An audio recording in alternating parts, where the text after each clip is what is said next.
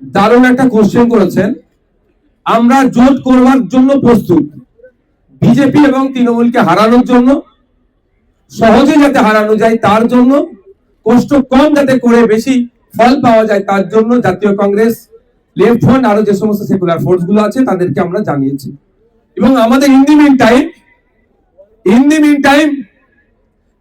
Time আমাদের 21শে জানুয়ারির প্রস্তুতি হয়ে গিয়েছিল বলে এই কটা দিন মধ্যখানে গ্যাপ পড়ে গিয়েছে। আগামী কাল থেকে আমরা আমাদের পক্ষ থেকে সর্বোচ্চ চেষ্টা করে দ্রুততার সাথে এই জোট প্রক্রিয়া যাতে এই মাসের মধ্যে সমাপ্ত করা যায় সেটা করব।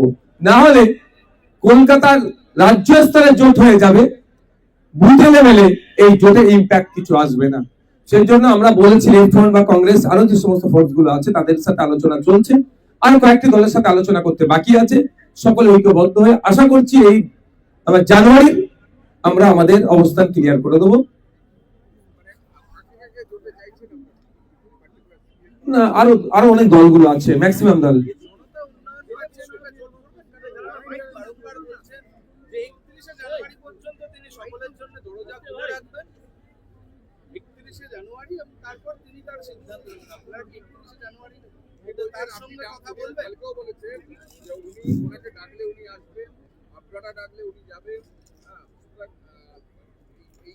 প্রত্যেকের অধিকার আছে, সে নিজে থেকে প্রার্থী ঘোষণা করতে পারে, কোন সিটে লড়বে ঘোষণা করতে পারে।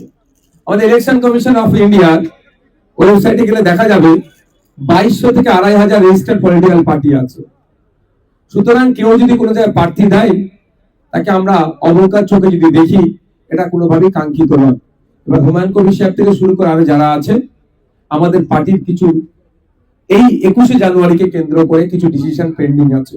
সেই বিষয়টা খুব তাড়াতাড়ি আমাদের কোর কমিটি, পরে স্টেট কমিটি, আমরা দুটো কমিটি বসে যে সিদ্ধান্ত হবে আর কাকে কাকে এর মধ্যে জোটে আনা যায় সেই, এবং তার লক্ষ্য উদ্দেশ্য অন্যান্য পার্টিগুলোর কি আছে আমাদের সাথে লাইক মাইন্ডেড হলেই আমরা ঘোষণা দেব, আপনাদের মাধ্যমে জানাবো। না, আমরা এখনো তো আমরা অফিশিয়ালি আমরা তো এখনো আমাদের পার্টির এই প্রোগ্রামের জন্য আমরা বিষয়টা নিয়ে চর্চা করিনি পার্টির উইদিন পার্টি।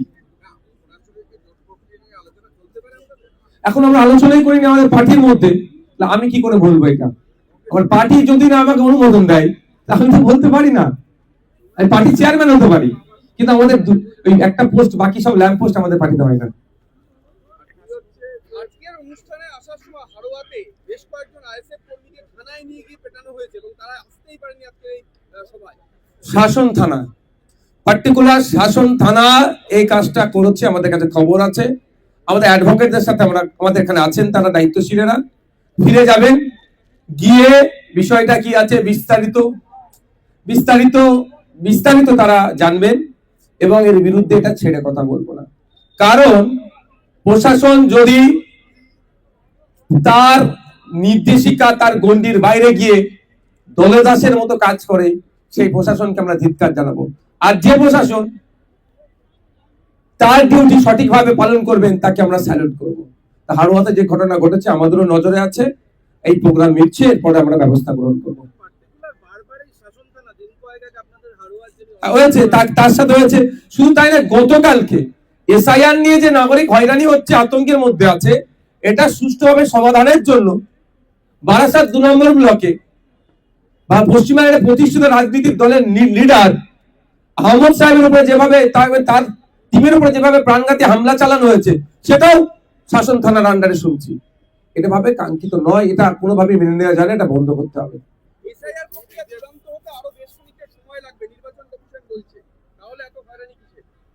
নির্বাচন কমিশন সকালে এক বলছে, সন্ধ্যা এক বলছে, মানুষ সেটা বুঝতে পারছে না। এখন যে 13টা ডকুমেন্টস এর কথা বলেছে, কালকে নাও বলতে পারে, এগুলো কটা বাদ হয়ে যাবে।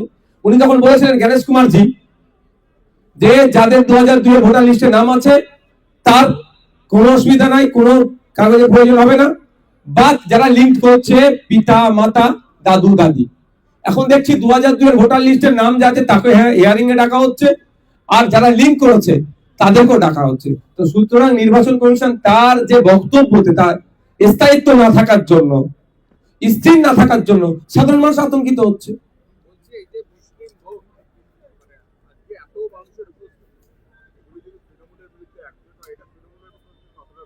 এখানে শুধু মুসলমান ছিল? এখানে এখনো ধরে ধরে দেখিয়ে দিতে পারি, দলিত সমাজ থেকে, বাউরি সমাজ থেকে এসেছিলেন, আদিবাসী সমাজ থেকে, দলিত সমাজ থেকে, উচ্চবর্ণের হিন্দু সমাজ থেকে, পিছড়ে বর্গের মানুষ এসেছিলেন, মুসলিম এসেছিলেন। আমার কথা একদম একদম, আমরা যখন নতুন দল তৈরি করেছিলাম 5 বছর আগে কথা বলেছি, এই সোকল্ড ভোট ব্যাংকে ভাঙবো আমরা। ভোট হোক উন্নয়নের নিরিখে, ভোট হোক বেকারত্ব দূরীকরণের নিরিখে, ভোট হোক ওই চা বাগানের শ্রমিকদের শ্রমের মূল্যায়নের নিরিখে, ভোট হোক মুর্শিদাবাদের পরিযায়ী শ্রমিকদের সুরক্ষার নিরিখে, ভোট হোক আমাদের পশ্চিমবাংলার আমার সমবয়সী যারা ছেলে মেয়েরা আছে উচ্চশিক্ষায় শিক্ষিত হয়েছে, ইউনিভার্সিটির বন্ধুরা এখনো ফোন করে মাঝে মধ্যে, তারা বেকারত্বের জ্বালায় জ্বলছে, নির্দিষ্টভাবে চাকরির ভিত্তিতে।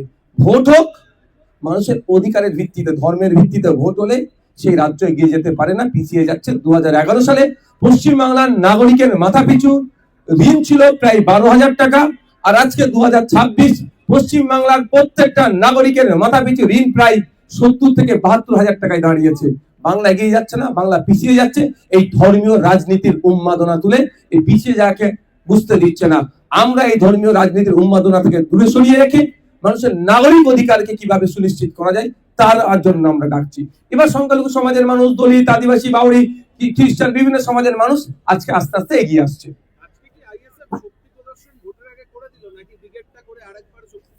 দেখুন, আমাদের দলের প্রতিষ্ঠাতা অলরেডি বার্তা দিয়ে দিয়েছেন, পরবর্তী ট্রাই করবেন ব্রিগেডের জন্য।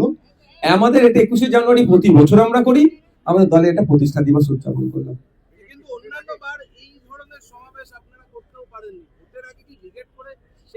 দেখুন, এটা ভোটের বছর চলছে, রাজনীতি করতে এসেছি, প্রতিটা পদক্ষেপ তো রাজনীতির পক্ষেই হবে, এটা স্বাভাবিক ব্যাপার।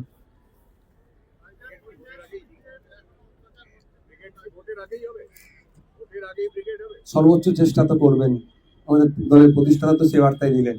Thank you.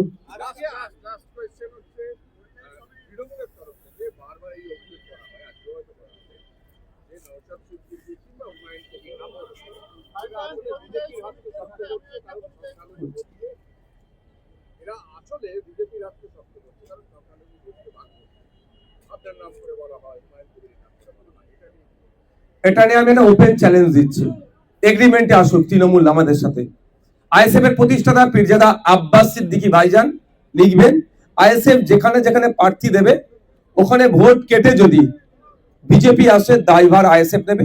গণতান্ত্রিক প্রক্রিয়াতে যে শাস্তি আমাদের নামে দেবে তৃণমূল, আমরা মাথা পেতে মেনে নেব। ঠিক একইভাবে মমতা ব্যানার্জিকে কিন্তু এগ্রিমেন্টে সই করতে হবে এই মর্মে লিখে, যেখানে যেখানে তৃণমূল প্রার্থী দেবে ভোট কেটে বিজেপি আসলে দায়ভার তৃণমূলকে নিতে হবে, এবং গণতান্ত্রিক প্রক্রিয়ায় যে শাস্তি দেবে আইএসএফ তৃণমূল মাথা পেতে মেনে নেবে। তাহলে দুধকে দুধ পানিকে পানি হয়ে যাবে। আমরা প্রস্তুত আছি বিজেপিকে হারানোর জন্য, প্রস্তুত আছি তৃণমূলকে হারানোর জন্য। কিন্তু আমাদের নামে তৃণমূল যে মিথ্যাচার করছে, যদি তৃণমূল সত্যিকার অর্থে বিজেপির বিরুদ্ধে লড়াই করতে চায় এগ্রিমেন্টে সই করুন। 2021 সালে 77টা সিট বিজেপি পেয়েছিল, কটা ভোট কেটে সুযোগ করে দিয়েছে তৃণমূলকে, এই বিজেপিকে, সেই তথ্য আমাদের কাছে তোলা আছে।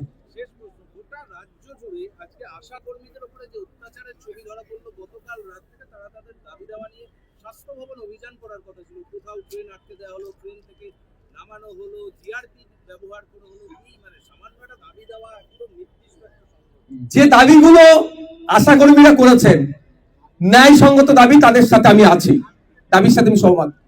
15,000 টাকা তাদের সাম্মানিক কি বলছে আছে, তার কাজটা কোন অংশে কম করছে না। ভোটের সময় তাদেরকে দিয়ে বকলমে ভোটও প্রচার করিয়ে নেয়। আজকে রাজ্যের যে গণতন্ত্রের পরিবেশ কতটা তলনিতে পৌঁছে গিয়েছে, আশা কর্মীদের উপরে যে অত্যাচার করেছে বিভিন্ন জায়গায়, গতকালকে আমি দেখছি, গতকাল থেকে হচ্ছে, ট্রেন থেকে নামিয়ে নেওয়া, গাড়ি আটকে দেওয়া। আরে আমার ডেমোক্রেটিক রাইট, আমি এক্সারসাইজ করতে পারবো না প্রোটেস্ট করা? সরকার প্রশ্ন সম্মুখীন হতে ভয় পাচ্ছে। কেন্দ্রের সরকার যে মুডে চলছে, রাজ্য সরকার একই মুডে ফ্যাসিস্ট চিন্তা ভাবনা নিয়ে চলছে, কোনো প্রশ্ন হবে না। কিন্তু এই সরকারের বিসর্জন হবেই হবে। আগামী দিনে এই সরকারকে মানুষ বিসর্জন দেবে। আর একটা ভাই পরিযায়ী শ্রমিকদের কথা বলছেন, ওই পরিযায়ী শ্রমিকদের সমস্যা সমাধানের জন্য রাজ্য সরকার সে ধরনের কোনো গুরুত্বপূর্ণ পদক্ষেপ নেয়নি। জয়েন্ট সেক্রেটারিকে তো পাঠাতে পারে, স্পেশাল সেক্রেটারিকে যে জায়গায় ঘটনা করছে সেই রাজ্যে পাঠাতে পারে, তো চিফ সেক্রেটারিকে অন্তত পাঠাতে পারে। যে এই গোটা রাজ্যে বিশেষ করে আমরা কি দেখছি, উড়িষ্যা, অসম, বিভিন্ন রাজ্যে যে আক্রমণ হচ্ছে, chief secretary, joint secretary, special secretary পাঠিয়ে অন্তত সেই রাজ্য তাদের আধিকারিকদের সাথে কথা বলে সমাধান করা, সেটা করেনি। মার খাচ্ছে, লাশ হয়ে ফিরে আসছে কে? জুয়েল রানা ফিরে আসছে কে? আপনার হিমাঙ্গ পাল ফিরে আসছে আপনার সোমনাথ দেবনাথ লাশ হয়ে ফিরে আসছে সাবির মল্লিক। অর্থাৎ পিছড়ে বর্গের মানুষ আক্রান্ত হচ্ছে বলে আজকে সরকার কর্ণপাত করছে না। আমরা আপনাদের বলি, এটা লেবার মিনিস্টারের কাজ ছিল, এইটা সুষ্ঠু সমাধান করা সম্পূর্ণরূপে ব্যর্থ হয়েছে। Inter state migrant labour act আছে, inter state migrant labour act 1979, তার অনুযায়ী যদি তাকে মান্যতা দিয়ে প্রত্যেকটা রাজ্যের সেন্ট্রাল আইন মান্যতা দিয়ে চললে না আপনার পরিযায়ী শ্রমিকরা আক্রান্ত হবে, না কাজের শেষে তাদের অনেক ক্ষেত্রে দেখা যায় এই আপনার গত বছরে বীরভূমের এক ছেলে কাজ করেছে, টাকা চাইছে, উল্টে মারধর করে তার কানটা কেটে নিয়েছিল। কিন্তু এটা যদি inter state migrant labour act 1979 কে মান্যতা দিয়ে চলে, তার সার্বিক নিরাপত্তা পাবে, মজুরির নিরাপত্তা, জীবনের নিরাপত্তা সবটাই সুরক্ষিত থাকবে। লেবার হিসেবে তার যে অধিকার সেটা পাবে। সেটা দুর্ভাগ্য আমার পশ্চিমবাংলা সরকার সেই বিষয় নিয়ে কোনো চর্চা করে না। Thank you.